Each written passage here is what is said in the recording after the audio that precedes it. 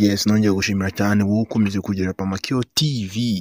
Ibintu ubu ngubu ni uburyohe. Burya mu cyambere ni amakuru.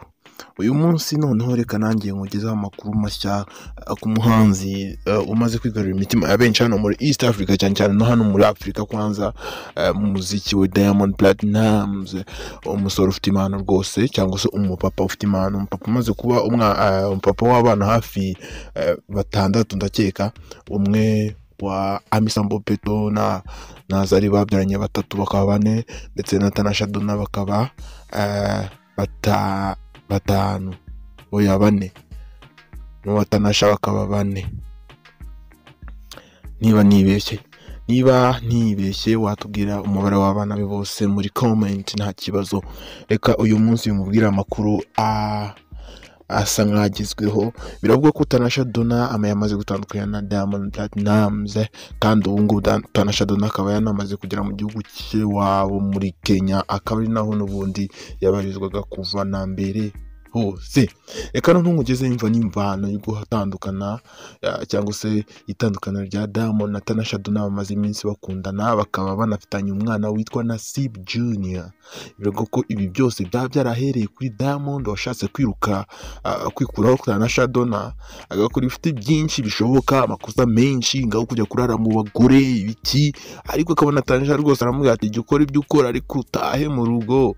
Akabona rwose umwana yanze kuva kwizima, ewana uruwanjye naho uzancikira.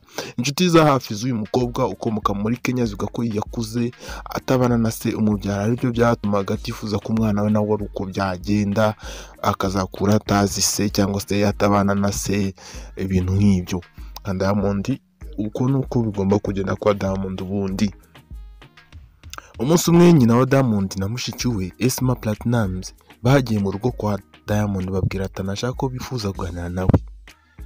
Bimwe mu byo bamubwiye ni uko ngo abakurambere babo bababwiye ko atari umukobwa mwiza kuri Diamond, ndetse ko akwiye no kwihindura idini rye, kuko kandi ko akwiye kwiyeza akagira amaraso anywa n'ibindi byinshi byuzuyemo imihango ya gipagani.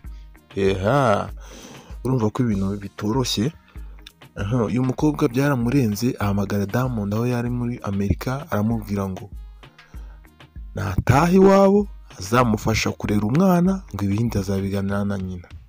Uranyumvira? Diamond akanya abwira Tanasha ati wowe taha, umwana ntacyo nzamurera, nzagufasha kumurera, ibindi nzabiganiraho na mama. Tanasha rero yahise afata umwanzuro wo gusubira muri Kenya. Urumva ko n'ubundi kuba Tanasha yatashye atari we byaturutseho, ndetse n'umwana bashaka kumwima n'ubundi, ariko ahamagara Diamond amubwira ko nibi babigerageza azamena amabanga yose amubikiye, harimo n'ibyo bakorewe amarozi, ikagoma bifuza gusubiza inyuma Harmonize ngo areke gukomeza gukundwa na Perezida John Pombe Magufuli. Murabizi ko Harmonize hari igihe cyageze rwose John akamukunda cyane Perezida wabo Magufuli, dore ko na Harmonize yaje no gusohora indirimbo yitwa Magufuli naririmba mu Perezida wa Tanzania. Urumva ko ibintu rwose ntabwo biba byoroshye muri aba bahanzi, nyamara ibi bintu bakoresha by'imyuka mibi, wowe byumva ubundi ubona ari byo bikenewe kugira ngo tubashe kubakunda no kukura indirimbo zabo? Urabimbwira muri comment. Ibi byo kuba Tanasha yarasabwe gukurikiza imihango ya gipagani birasa n'ibishimangirwa n'amafoto ndetse n'ubutumwa Tanasha amaze iminsi apostinga kuri Insta story ye ku ma Instagram, dore ko ejo bundi yashize ifoto ngo Yesu ari gupezanya na Satani, nyine ikintu gifite amahembe, nyine shaka kugaragaza ko ari Satani. Aravuga ati wowe uri ku ruhe ruhande, bigaragaza ko Tanasha rwose hari ibintu afite ubwoba cyangwa se amaze igihe abona, akaba noneho ubu ngubu aribwo atangiye kugenda asa nk'ubicishamo akabivuga mu buryo bw'amarenga. Ariko se koko ubu ni icyo gihe cyo kubivugara? Ntawamenya, ariko buriya uwababaje umugore aba yikozeho. Ndagushimira cyane ko wakurikiye Pamakio TV, kandi ngushimira cyane ko ukomeje kureba ino video kugira ngo igire ku musozo. Gusa nkubwira ko Diamond Platnumz kuva na mbere muri Tanzania n'ubundi abantu bavuga ko akoresha imyuka mibi ngaho za Freemason y'Illuminati, kuko nguriya sex afite ntago ari sex yo gukora bisanzwe. ese wowe ubyumva ute? Ese wowe iyo bavuze Freemason wumva iki cyangwa se Illuminati? Ndagira ngo umbwire nawe cyangwa se umpe igitekerezo cyawe. Wihangane rwose ntugende utagize icyo uvuga kugira ngo natwe duhurize hamwe twumve koko se ibi bintu reka dukoreshe natwe ubugenzuzi bwacu cyangwa se ubwenge kugira ngo koko turebe tugereranye ibintu byose, turebe niba koko ari byo. Dore Tanasha ko amaze no gusema amafoto yose ya Diamond kuri Instagram ye, ku rukuta rwe rwa Instagram rwose nta foto ya Diamond isa nk'isigaye muretse imwe y'indirimbo yabo JJ asa nkaho yamamaza, izindi zose yazisibye rwose. Umwana nta mukino afite nk'uko yavuze ati Diamond rwose nta pima. Gusa Diamond Zari nako mbabarire Tanasha bivugwa ko yajyagirwa inama kenshi ko nawe Diamond azamusiga ntacyo arusha abandi, ariko umukobwa yakomeje kwigira garage ndetse yerekana ko nyine ari icyo arusha abandi, nyamara ntacyo yaba bwiza imiterere hari abamurenze rwose imbere ya Diamond, ndetse ko hari n'abakobwa benshi beza bamurenze, ariko nyine za confidence nyine bavuga ngo umwana yafite confidence aba yumva nyine arenze tu. Ariko rero Tanasha ubu ngubu rwose nawe akaba rwose reka tubivuge ko yaraburijwe, wenda reka dukoreshe urwo rurimi. Noneho hari umukobwa w'umunyamideli witwa Kimambi wo muri Tanzania, akaba we yaranze ejo bundi abwira rwose abantu rwose muri kwibasira Diamond mwibasira nta makosa afite, aba bakobwa nibo bamwijyanira, mwimurenganya rero nibo bamwijyanira. Icyumweru kimwe gusa umukobwa akaba yashyushya, akaba yasanze Diamond niwe agashaka kumushyira mu mihango Diamond atarafite cyangwa muri gahunda atarafite nk'izo kubaka ibiki, kandi Diamond we gutera inda n'utuntu tworoshye. Hano baragenda bakarara n'icyumweru inda nkwi ikaba yagiyemo.